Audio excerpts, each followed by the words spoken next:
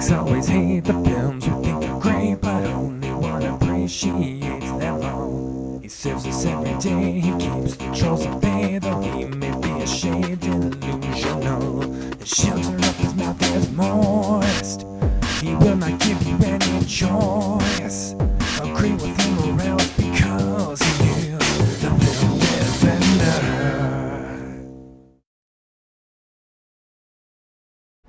Consider this mercy. Tell me, do you plead your will?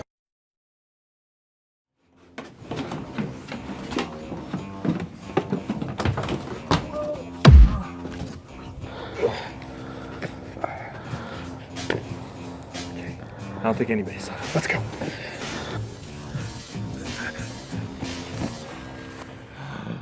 Well, here I am. I can't believe I'm doing this, but Aggressor, I need your help.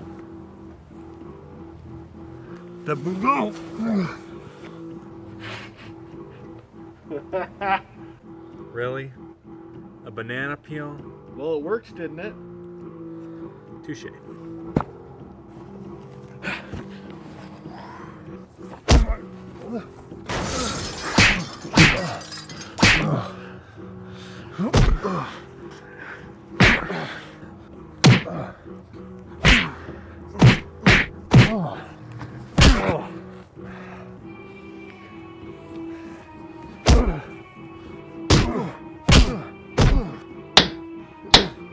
Ow!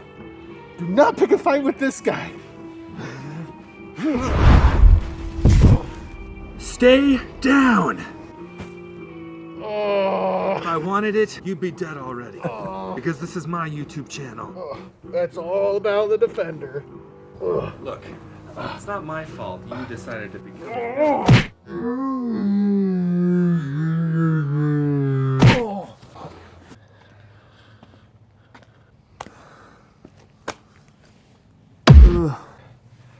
Sorry I cut you off back there. What were you trying to say? We have to defend Batman v Superman. Oh, well in that case. Well, why did you let me fight you for so long then? That's what the people want. That's true. To the Defense Mobile! Welcome to episode 12 of the Film Defender, serving the public good one underrated movie at a time. Today, we're coming to the defense of Batman v Superman, Dawn of Justice. While I was hoping not to have to defend this film, I knew from the moment I saw the reviews that this movie deserved justice. As the audience and critics' scores continue to deviate, you have to wonder what was up the critics' butts when they went into this movie. The sad thing is that some people have bought into this rhetoric and even put up a petition to remove Zack Snyder from the future Justice League films, which is absolutely ridiculous, by the way. Unlike other cases where I have to come to a film's defense out of obligation, this time I truly believe that this movie is a misunderstood masterpiece. Think that's outrageous? Well, let's get into the complaints and we'll see how justified each of our arguments are. But first, I'm breaking protocol and issuing a spoiler alert right off the bat. The bat. Get it? Objection number 1. Why is this movie so dark? Shouldn't a movie with Batman and Superman be more fun? Yeah, because every DC comic featuring Batman and or Superman is a comedic romp full of wacky hijinks and quippy one-liners. It's in keeping with the comic book source material that the tone of this movie falls on a darker note. Plus, I, for one, can really appreciate the variety that a DC franchise brings to a superhero genre that's mainly been dominated by Marvel and their formulaic style. And this is coming from a Marvel fan. People talk about superhero fatigue, but it seems like the majority of critics prefer the safe, predictable option that is the MCU, compared to the challenging, morally ambiguous flavor that is presented in Batman v Superman. Of course, the main source of inspiration for this film, although there are many, is Frank Miller's The Dark Knight Returns. And compared to that, the movie is relatively frivolous. Yeah, Batman straight up shooting someone in the head. Yeah, no kidding. Still, to stay true to what fans of the comics have come to know and love, this movie had to tackle more weighty subject matter and deal with truly frightening concepts. Objection number 2. Batman is not supposed to kill anyone. Really? Where was it set up that this Batman had a problem killing bad people in self-defense, or to accomplish a greater goal. Any expectation for Ben Affleck's version of the Dark Knight to avoid killing is brought in from other sources of the character, and not from what this movie sets up. With the recasting of Batman from the Nolan trilogy, we should all be able to recognize this is a different continuity, and therefore is a different character altogether. Having said that, the movie does offer an explanation to Batman's increased brutality with one brilliant line from Alfred. When he confronts Bruce about branding his victims with a bat symbol, Bruce tries to explain that they've always been criminals. In response, Alfred says, That's how it starts. The fever, the rage, the feeling of powerlessness that turns good men cruel.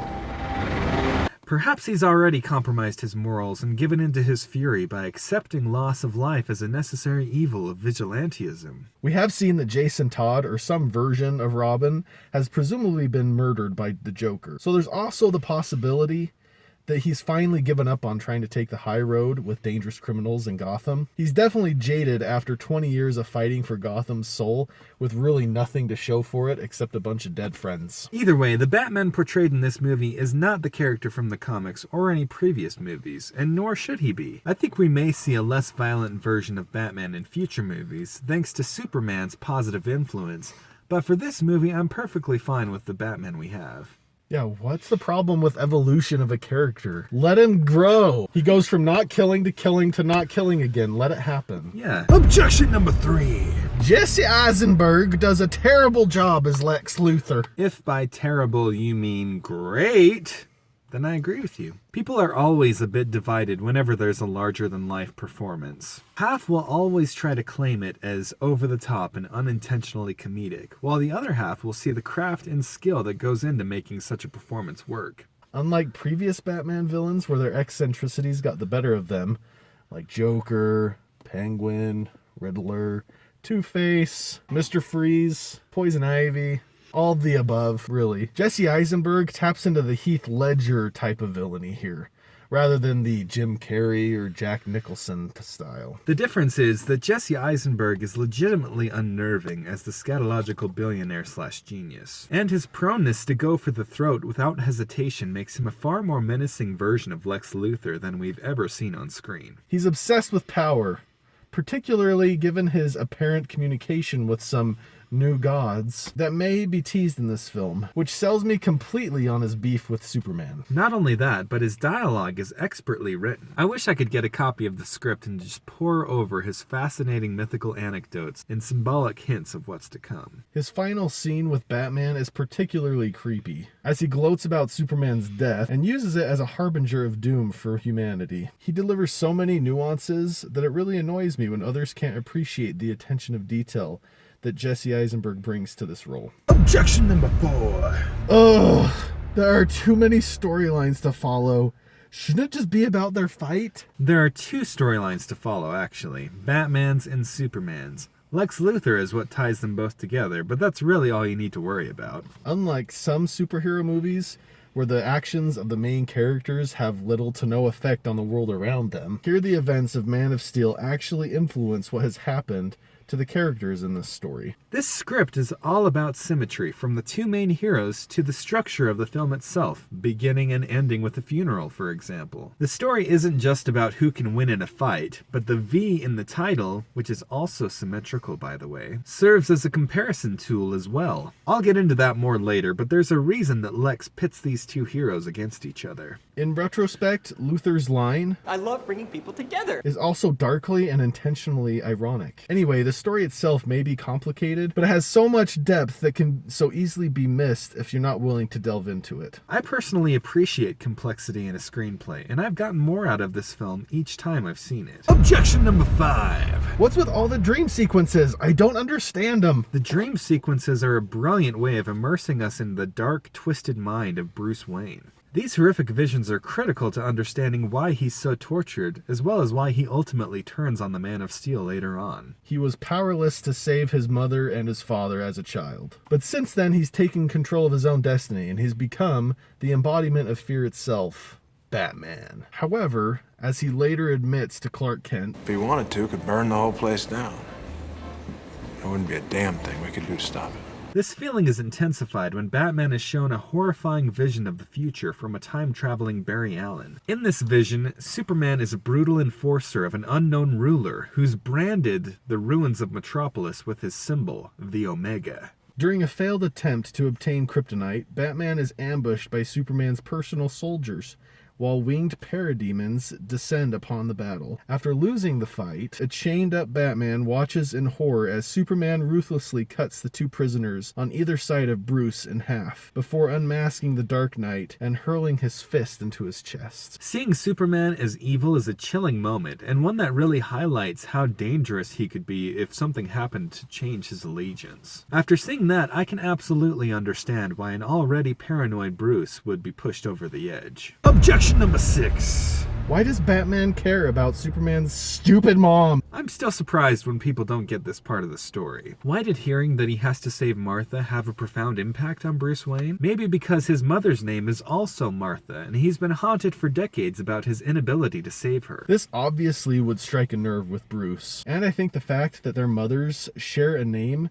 speaks volumes about the parallels between these two iconic characters. Both are orphans who were given certain traits as a result of their parents' deaths. Batman inherited an unquenchable fear and anger leading him into the darkness, while Superman inherited inspiring gifts and a hopeful disposition leading him into the light. Unfortunately, Lex Luthor plays on both of their weaknesses, feeding Bruce's anger and taking advantage of Clark's selflessness to achieve his own ends. The fact that Bruce is so touched by this unexpected similarity between himself and this godlike being is a reflection of our own feelings. I didn't realize their mothers had the same name until this scene, so I found it a profound and inventive way to turn Bruce from his vengeful crusade against Superman. Not only that, but now he gets the chance to symbolically redeem himself by rescuing Superman's mother from Lex, in one of the best scenes of the entire movie. Basically, Batman v Superman is a beautiful vision, with a complex and thought-provoking screenplay that touches on heavy themes while delivering on pulse-pounding action. We can't wait to see what DC has in store for us in Justice League Part 1. So please disregard the critical response to this movie and see it for yourself. Batman v Superman: Dawn of Justice's updated status: defended. So there you go. What did you think of Batman v Superman: Dawn of Justice? I know it's a polarizing one, so please join the fight in the comments section below. Also, is there a movie that you love that deserves a strong defense? We've already done a couple of fan requests already, so you can either submit those requests to my Gmail account, to Facebook, to Twitter, or comment below. Also, remember to subscribe by clicking this flashing text so that you don't miss any more of our defenses in the future. Thanks again for your support, and until next time, the defense rests.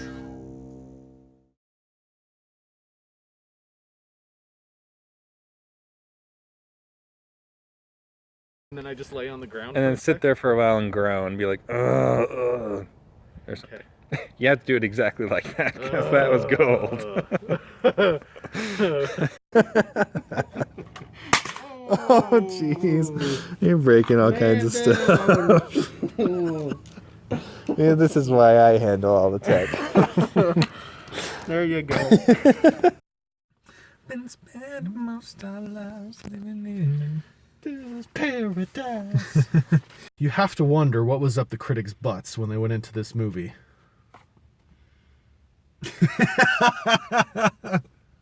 Is that right?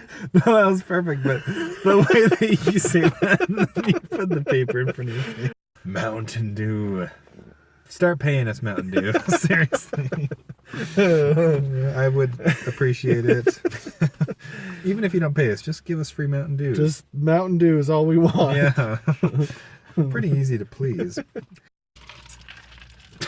We suck at that. That was on purpose. It was? Yeah, because that's our thing. Oh. Plus, you know. What was that? I don't know. Plus, you knew. Yeah, you know. Oh my gosh.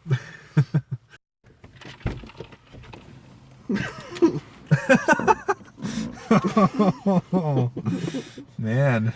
Sorry. They're never going to sponsor us now. You wish you had a mask right now. I know. Oh, Oh my god. Wow.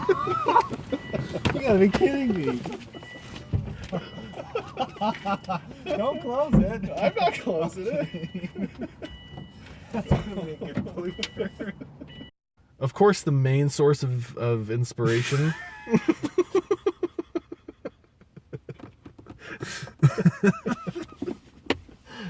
Oh, man. It took you 2 tries to say or in order to accomplish a greater goal. I don't recall. Me neither. Okay, let's do that Sassy. one more time. What? Oh, no, you didn't. Or to accomplish a greater goal. I don't recall. Of course you don't. That was awesome. Of course you don't. With the recasting of Batman from the Nolan trilogy, we should be able to recognize this as a different continuity. From the Norland trilogy? Nolan. That's how it starts. The fever, the rage, the feeling of powerlessness that turns good men cruel.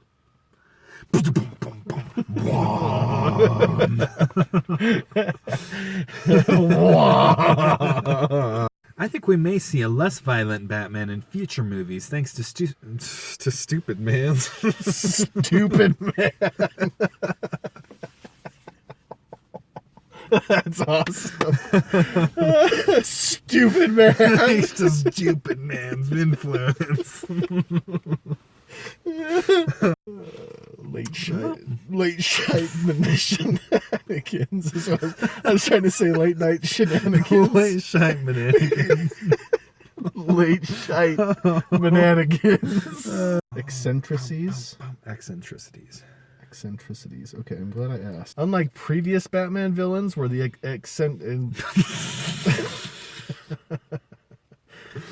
oh my gosh, I can't. You've been listening to the score at all? Yeah. It's I awesome. have not stopped listening to the score. As he gloats about Superman's death and uses it as a harbinger of doom for humanity. I love the pregnant pause there.